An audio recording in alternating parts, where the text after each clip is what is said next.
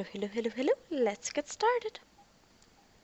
Chapter 7 Bigman Makes a Discovery. Griswold did not stir. His nose-piece remained in place. There was a threatening growl from the spectators. David moved as quickly as he dared, gauging his steps against the light gravity. He lunged clumsily, it was almost as though water were holding him up, and caught Griswold about the shoulder. He twisted sideways, avoiding the farm boy's knee. One hand reached to Griswold's chin, caught the nose-piece, and yanked it up and off. Griswold grabbed for the beginning of a thin yell, but caught himself and clamped his mouth shut against the loss of any air. He broke away, staggering a bit.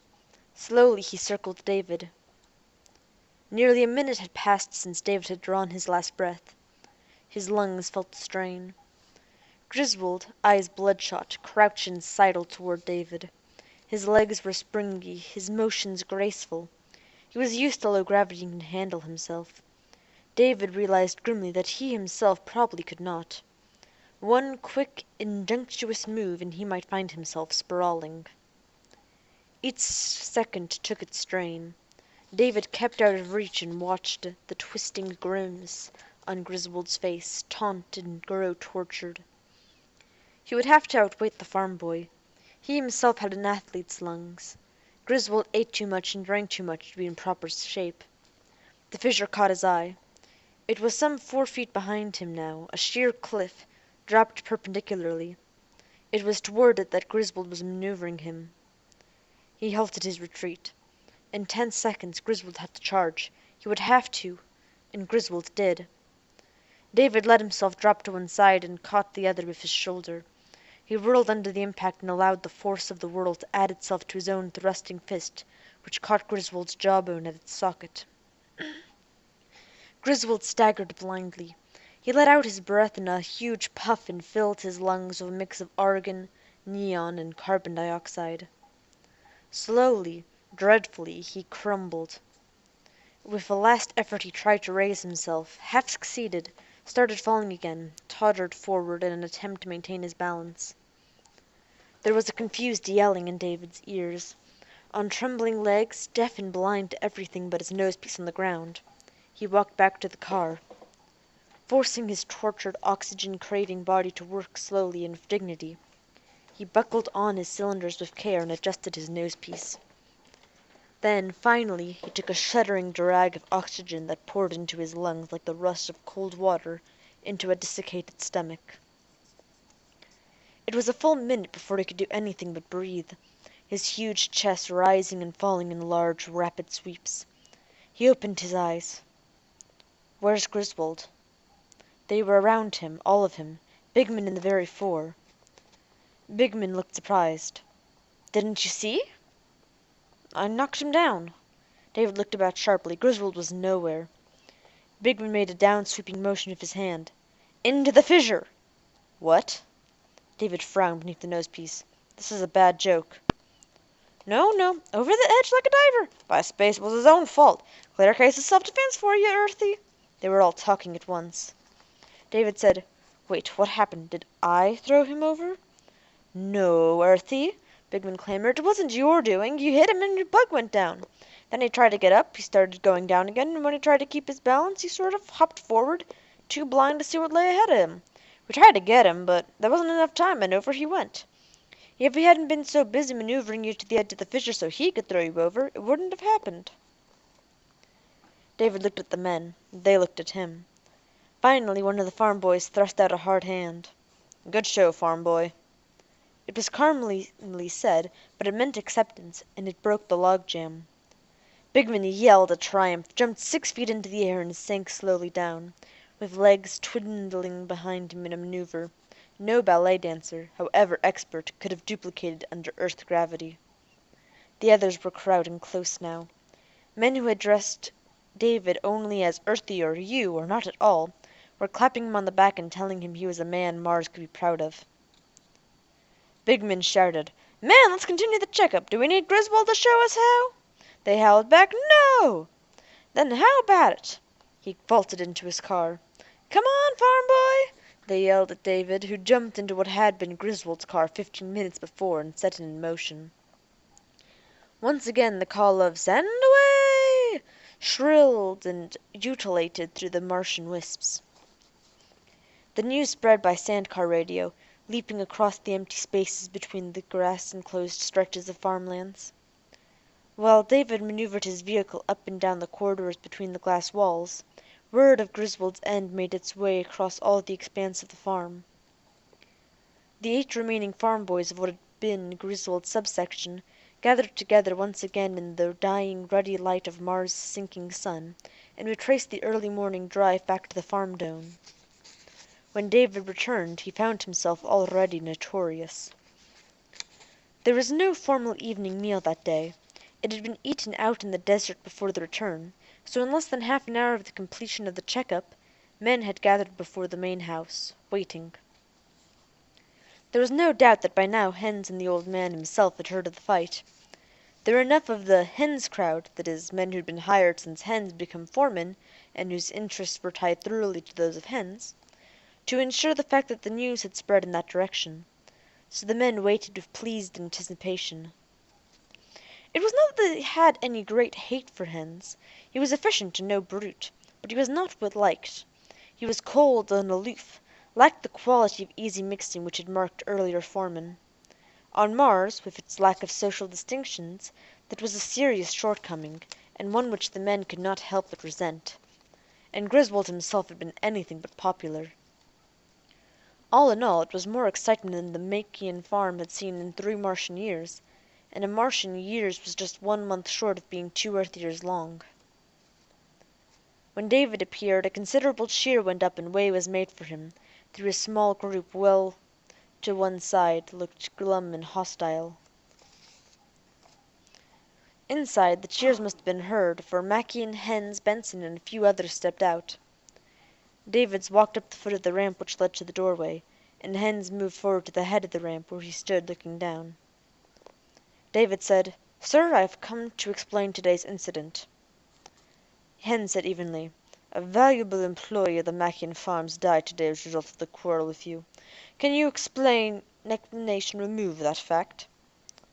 "No, sir, but the man Griswold was beaten in a fair fight."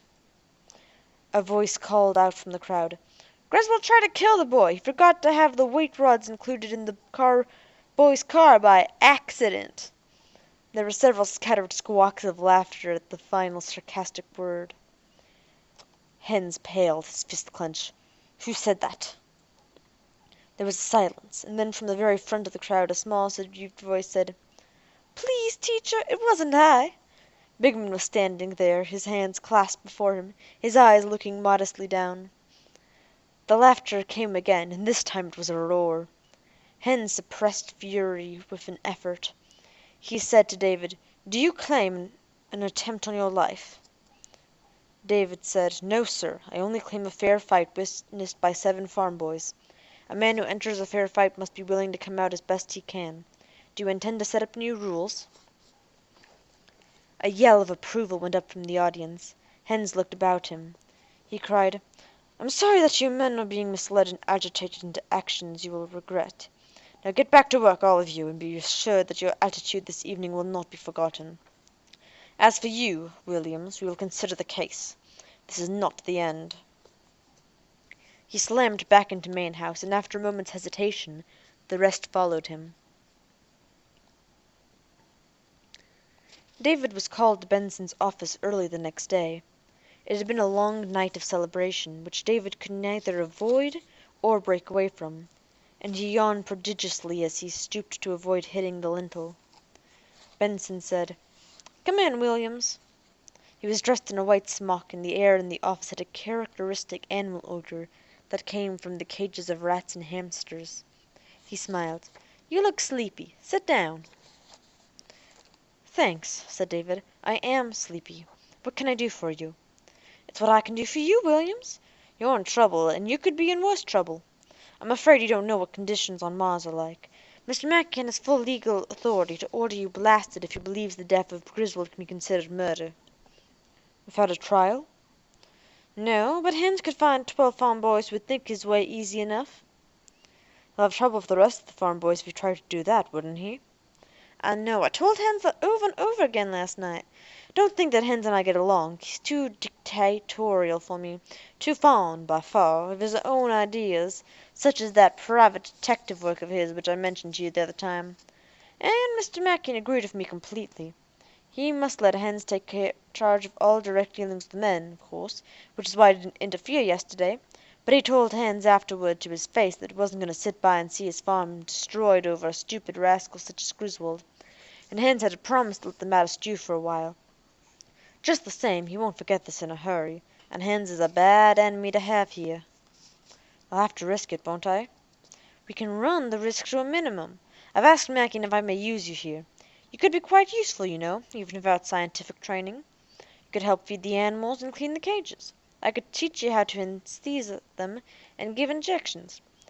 It won't be much, but it'll keep you out of Hen's way and prevent disruption of a farm morale, which is something we can't afford now, as you should know. Are you willing?" With the utmost gravity, David said, "It would be rather a social come-down for a man who's been an honest-to-goodness farm boy now." The scientist frowned.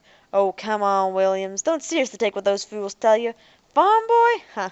It's a fancy name for a semi-skilled agricultural laborer and nothing more. You'd be silly to listen to their upside-down notions of social status. Look, if you work with me, you might be able to help work out the mystery of the poisonings. Help avenge your sister. That's why you came to Mars, wasn't it?" "I'll work for you," said David. "Good." Benson's round face stretched in a smile of relief. Bigman looked through the door cautiously. He half whispered, "Hey!" David turned around and closed the cage door. "Hello, Bigman. Is Benson around?" "No, he's gone for the day." "Okay." Bigman entered, walking carefully as though to prevent even an accidental contact between his clothing and any object in the laboratories. "Don't tell me you have something against Benson." "Who, me? No, he's just a bit, you know." He tapped his temple a few times. "What kind of grown man would come to Mars to fool around with little animals? Then he's always telling us how to run the planting and harvesting. What does he know? You can't learn anything about Mars farming in some Earth college. At that, he tries to make himself seem better than we are. You know what I mean? We have to slap him down sometimes." He looked gloomily at David. "And now look at you. He's got you all spiffed out in a nightgown, too, playing nursemaid to a mouse. Why do you let him?" "It's just for a while," said David. "Well—" Bigman pondered a moment, then thrust his hand awkwardly. "I want to say good-bye." David took it. "Leaving?" "My month's up. I have my papers, so now I'll be getting a job somewhere else. I'm glad I met up with you, Earthy. Maybe when your own time's up we can meet again. You won't want to stay under Hens." "Hold on." David did not release the little fellow's hand. "You'll be going to Ringrad City now, won't you?" "Till I find a job, yes." "Good. I've been waiting for this for a week. I can't leave the farm, Bigman. So will you do an errand for me?" "You bet. Just name it." "It's a little risky. You'd have to come back here." "That's all right. I'm not afraid of Hens. Besides, there are ways for us to meet he doesn't know a thing about. I've been on Mackin farms a lot longer than he has." David forced Bigman into a seat. He squatted next to him, and his voice was a whisper. "Look, there's a library at the corner of Canal and Phobes Street in Wingrad City. I want you to get some book films for me along with a viewer. The information that will get you the proper films is in this sealed—" David's hand clawed out sharply, seizing David's right wrist, forcing it upward. "Here, what are you doing?" demanded David. "I want to see something," panted Bigman. He had bared David's wrist now, holding it, inner surface upward, watching it breathlessly. David made no move to withdraw it. He watched his own wrist without concern. What's the idea?" "Wrong one," muttered Bigman. "Really?" David took his wrist away from Bigman's clutch effortlessly and exposed the other wrist. He held them both before him. "What are you looking for?" "You know what I'm looking for. I thought your face was familiar ever since you came here. Couldn't place it. I could kick myself. What kind of Earthman will come here and be rated as good as any native farm boy in less than a month? And I have to wait for you to send me to the library at the Council of Science before I tumble." "I still don't understand you, Bigman." "I think you do, David Starr." He nearly shouted the name in his triumph. And that's the end of the stuff. Apparently, David's identity has been revealed. I don't think it'll turn out too badly, though. Anyway, hope you all enjoy. Bye!